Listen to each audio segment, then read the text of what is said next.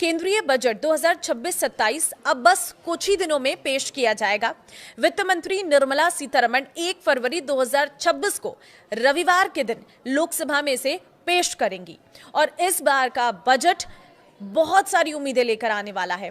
क्या सस्ता होगा, क्या महंगा होगा और किस सेक्टर को कितना बजट मिलने का अनुमान है, आज उसी पर चर्चा करेंगे। इस वीडियो में लास्ट तक बने रहिएगा। नमस्कार, मैं हूं आपके साथ ममता तिवारी और आप देख रहे हैं न्यूज़ 18 का डिजिटल प्लेटफॉर्म। देखिए, वित्त मंत्री निर्मला सीतारमण का ये नवा बजट है लगातार, जो स्वतंत्र भारत के इतिहास में एक बड़ा रिकॉर्ड है। इससे पहले मोरारजी देसाई ने सबसे अधिक 100 बार बजट पेश किया था, जिनमें से 8 पूर्ण बजट जबकि 2 अंतरिम बजट थे। सबसे खास बात यह है कि आजादी के बाद पहली बार कोई बजट रविवार को पेश हो रहा है, जो काफी ऐतिहासिक माना जा रहा है। पहले भी कभी-कभी शनिवार को बजट आया था, जैसे 2015 में, 2016 में अरुण जेटली ने पेश किया था, लेकिन रविवार का ये पहला मौका है। इस बार बजट से आम जनता से लेकर इंडस्ट्री के अलग-अलग एक्सपर्ट्स को कई सारी उम्मीदें हैं। किसानों को पीएम किसान, फसल बीमा, सिंचाई योजनाओं से पैसा अधिक मिलने की उम्मीद है, तो उद्योग जगत को ग्रोथ के लिए पॉलिसी सपोर्ट, टैक्स में आसानी और मैन्युफैक्चरिंग को बढ़ावा देने वाले ऐलान की उम्मीद है। ये बजट देश की अर्थव्यवस्था को मजबूत बनाने और आम आदमी की जिंदगी आसान करने वाला हो सकता है। लोग उत्सुकता से इंतजार कर रहे हैं कि वित्त मंत्री आखिर क्या-क्या ऐलान करती हैं, क्योंकि ग्लोबल टेंशन के बीच ये बजट काफी अहम होगा। सबसे पहली चीज, टैक्स स्लैब में बदलाव की उम्मीद आप भी जरूर चाहते होंगे, क्योंकि एक्सपर्ट्स का मानना है कि इस बार सरकार पुरानी टैक्स रिजीम के स्लैब में बदलाव कर सकती है। अभी तक ओल्ड रिजीम में टैक्स जो स्ट्रक्चर है जस का तस बना हुआ है, जबकि नई रिजीम को लगातार अट्रैक्टिव बनाया गया है। कंजप्शन बढ़ाने के मकसद से सरकार मिडिल इनकम ग्रुप को राहत देने पर फोकस कर सकती है। दूसरी चीज है, टीडीएस रेट्स कम होंगे, क्योंकि ये सवाल उठ रहा है। वर्तमान में अलग अलग ट्रांजैक्शंस पर कई टीडीएस रेट्स लागू हैं, जिससे टैक्स पेयर्स में कंफ्यूजन रहता है। बजट 2026 में सरकार टीडीएस रेट्स को सरल बनाते हुए इन्हें 2-3 स्लैब तक सीमित कर सकती है, जिससे जो कंफ्यूजन है वो बिल्कुल भी क्रिएट नहीं होगा और ये बहुत आसान हो जाएगा। तीसरी चीज जो है, ओल्ड रिजीम में स्टैंडर्ड डिडक्शन बढ़ सकता है। नई रिजीम में स्टैंडर्ड डिडक्शन 75,000 रुपए कर दिया गया है, जबकि पुरानी रिजीम में ये अभी भी 50,000 रुपए है। बढ़ती महंगाई को देखते हुए सरकार ओल्ड रिजीम में भी स्टैंडर्ड डिडक्शन बढ़ाने का ऐलान कर सकती है। चौथी चीज है, पति पत्नी के लिए जॉइंट टैक्सेशन। ICAI की सिफारिश पर सरकार पति पत्नी के लिए जॉइंट टैक्सेशन सिस्टम लाने पर विचार कर सकती है।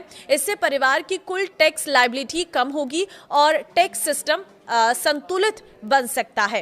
देखिए, पांचवी चीज है, LTCG टैक्स फ्री लिमिट में बढ़ोतरी। शेयर बाजार और म्यूचुअल फंड निवेशकों के लिए राहत की खबर आ सकती है।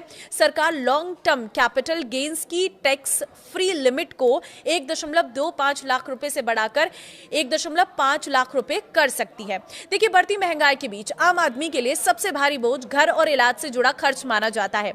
ऐसे में टैक्स पेयर्स उम्मीद कर रही है कि टैक्स स्लैब में बदलाव के साथ साथ सरकार रोजमर्रा के जरूरी खर्चों पर छूट देकर उन्हें राहत दे। मौजूदा समय में होम लोन के जो ब्याज है उस पर 2 लाख रुपए तक की जो छूट मिलती है, ये प्रॉपर्टी की बढ़ती कीमतों के मुकाबले काफी कम मानी जा रही है।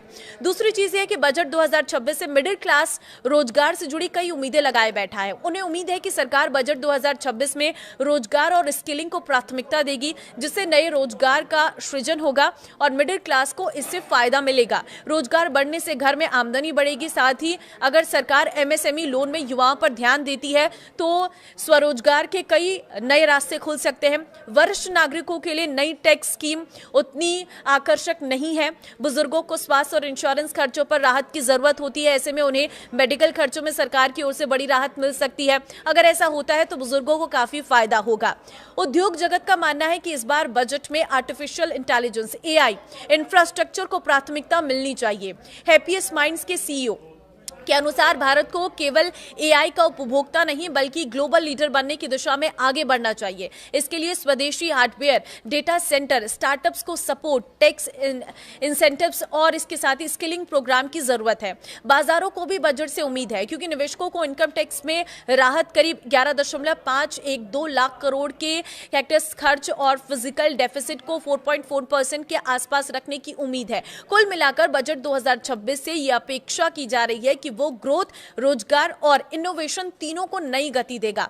कई एक्सपर्ट्स का मानना है कि अगर बजट में एंट्री लेवल ईवी को टैक्स छूट, सब्सिडी और आसान फाइनेंसिंग के साथ शामिल किया गया तो ये देश के ईवी इकोसिस्टम के लिए गेम चेंजर साबित होगा। इससे घरेलू कंपनियों को उत्पादन बढ़ाने, नई तकनीक विकसित करने और रोजगार के नए अवसर बनाने का मौका मिलेगा। तो आपको क्या लगता है इस बजट में क्या आना चाहिए जिससे आपको फायदा मिले? कमेंट में जरूर बताना और अगर आप मेरी इस वीडियो से सहमत है तो इसे शेयर जरूर करना। नमस्कार।